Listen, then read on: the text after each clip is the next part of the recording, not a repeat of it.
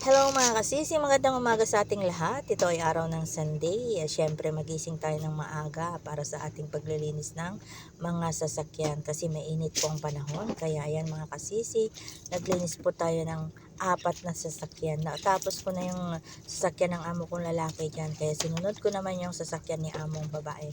Inuuna ko lagi yung sasakyan ng amo kong lalaki. Gawa ng pagkagising niya, aalis po yan agad. Kaya yan, kailangan nating bilisan ng ating paglilinis kasi alam nyo po may susunod pa tayong trabaho dyan. Kaya dinilisan natin mga kasisi. Hindi po ako naglinis ng loob niyan kasi malinis naman po. Chinecheck ko naman po araw-araw yan. Tuwing ako'y magpapa-start ng mga sasakyan, kinukuha ko lahat ng mga susi para tanggalin mga bottle ng tubig o tissue, ano pa yung mga kalat. Pinupulot ko na lang yung mga kalat pag umaga para hindi na ako laging linis ng linis. Ang nililinis ko na lang talagang general cleaning ko pag linggo ay sa labas. Kasi araw-araw ko naman yan chinecheck at araw-araw ko din pinupunasan yan. Hindi pwedeng madumi ang sasakyan ni amo, lalo kay among babae. Kasi ayaw ko siyang magtatanong sa akin na, bakit?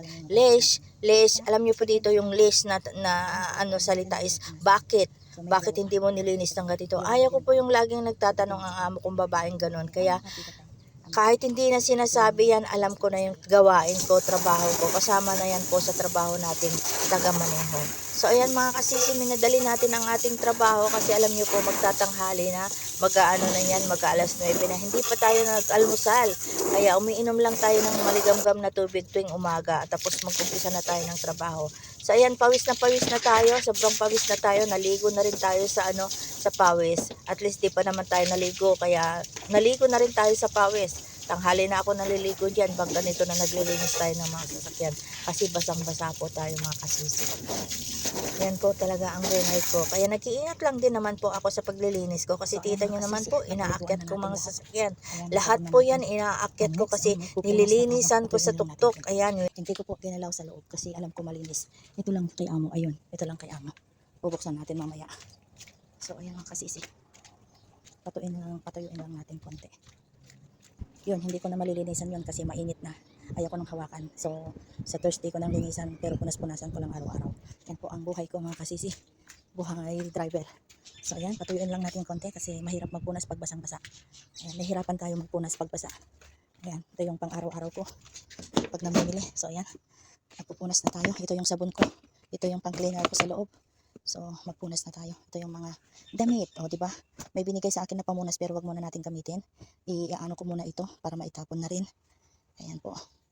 So, unahin natin doon kay amo kasi yun ang nauna. Ayan, dito na nakaready na rin ang damit ni sir na ihatid natin sa laundry. So, tapusin muna natin yung dalawang sasakyan bago natin ihatid kasi kailangan matapos ito ng 1 o'clock. At pagkayari, mamimili na naman tayo. Andito na yung pera na gagamitin natin para mamamili ng kailangan. O, diba? Yan ang buhay ko mga kasisi pag linggo. Busy tayo. So, ayan, magpunas muna tayo. Yan lang. So, magpunas na tayo. Ito yung unahin natin kasi ito yung inunang sinabot natin. Ito yung unang pinalikuan natin. So, kailangan mo. Tapos yung dalawa dun sa gilid. So, yan lang muna mga kasisi. Babay muna. Patuloy natin ang trabaho. 9 AM na mga kasisi. Nalit na tayo magkatid ng ng plansyahin ni amo. Kailangan na natin dalhin. So, magrereklamo na naman yung laundry sa ate. Tapos lang natin kumain ng almusal. Tuloy natin ang ating trabaho. So, hahatid na tayo sa laundry at mamamalingke. Yan. So, dito muna tayo kasi mamimili tayo ng chicken. Tapos, itlog at may pabili din ng mga kasama ko dito sa pharmacy. Ayan. Sila din po ang namimili ng gamot nila mga kasisi. Kailangan din nila ng Panadol. Ayan. At saka para sakit daw sa ngipin. Kaya bibili tayo ng gamot nila. Dito tayo sa sale. Frozen lang naman din ang bibilihin natin. Sa sale na tayo.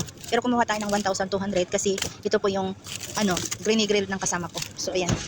So 5, 2, 3, 4, 5. Ayan. Pang po yan. Tapos kuha tayo dito sa 12 pieces. Sale din mga itlog oh. Dito tayo. Tingnan natin kung fresh. Ayan, tapos na tayo sa Co-op. So, pupunta na tayo sa vegetable shop. Ayan. May mga pabili ang mga kasamahan ko, mga gamot at saka noodles nila. May nyug sila oh. Bili tayo ng isa. Inom tayo. Matigas na to, pero okay lang. Ano erid? Kasar, moy. Sayang man, binili natin, inom natin yung tubig niya. So, biyakin natin, di ba? Ayun, may laman siya. Para-paraan na lang. Sayang naman, itatapon natin. 5 dirham po ito. Yan, kaya sayang pag itapon. Oh, may kakainin na tayo. May laman pala yung binili ko na coconut. So, malambot siya. Hugasan natin para kakayutin natin. Kainin natin mga kasisi. Kainin na natin. Lambot. Ayan, kahit pagod tayo, nagluto pa rin tayo ng ating ulam dahil ayaw po natin yung makbus laham niluto ng kasama ko. Ayan, na-pick up na natin ang pinaplansya natin na damit ni among lalaki. Ayan, sa likod. At kinuha din natin ibang hapon. So, alauna na po. Hindi pa tayo kumain kasi gusto ko matapos muna ang trabaho natin. Ayan, thank you Lord. Gutom na tayo. Ayan, bye! Buti na lang mga kasisi nakapagpahinga tayo nung pagkatapos natin kumain kasi unexpected naman na utos ay inutosan tayo sa Al-In bumili ng tinapay at ang kanilang dinner. So ayan, buti nakapagpahinga tayo at drive mode na naman tayo ng gabi. Yan po ang hindi natin inaasahan na trabaho paggabi. Yan po ang buhay namin driver. 9 PM na nandito pa tayo. So, dito na tayo sa Alfoa Mall. Bibili tayo ng pizza. Ito po ang mahirap pag magkikrave din mga alaga ko. Dito pa talaga ang layo-layong bumili. Pero nanggaling na tayo ng Alcatara, namili ng tinapay. So ito na lang, bibili na lang tayo ng pizza. Para sa kanilang dinner. Siya na ng mga bata. Pero, alaga ko hindi bakasyon. Sinabihan na ako kanina na maaga kami bukas. Aba naman. Nakakagulat tong sasakyan ko. Ito tayo mga kasisi. Tapat na lang tayo dito sa pizza. Pizza Hut, ayun. Dito sa gilid. Hindi na tayo lumayo. Hindi man lang tinanggal yung doon. So ayan. Gutom tayo. Ayaw man lang nila magbigay ng pizza. Gusto ko ng pizza 32 daw yung maliit. May sale 15 kasi lang online. So dito na lang tayo. Tumingin tayo ng ano bang?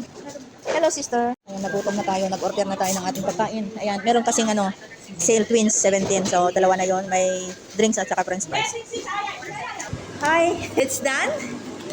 Okay. So ayan. Kain lang. At tayo pupunta na ng sasakyan. Andito na yung order natin. Ayan mga kasisi. Ayan ang buhay natin mga kasisi. Pauwi na tayo ng bahay. Tapos na ang ating mga mission. Nakabili na tayo ng tinapay at nabili na natin ang kanilang cravings na pizza. So, driving mode na tayo pauwi sa amin. Yan po mga kasisi. Ang buhay tsuper kahit anong oras na sa daan. So magte-10 na po yan, magte-10 PM na po, nandito pa tayo sa daan. So nakarating tayo ng bahay, mga 10:15 na po nung nakarating tayo kasi nagpa-refill pa tayo ng petrol gawa ng maaga na naman umalis ngayong umaga. Ngayon kasi kinaumagahan na yan. So yan lang po mga kasisi, maraming salamat po sa walang sawang panonood at pagsuporta sa mga videos ko. Bye bye and God bless.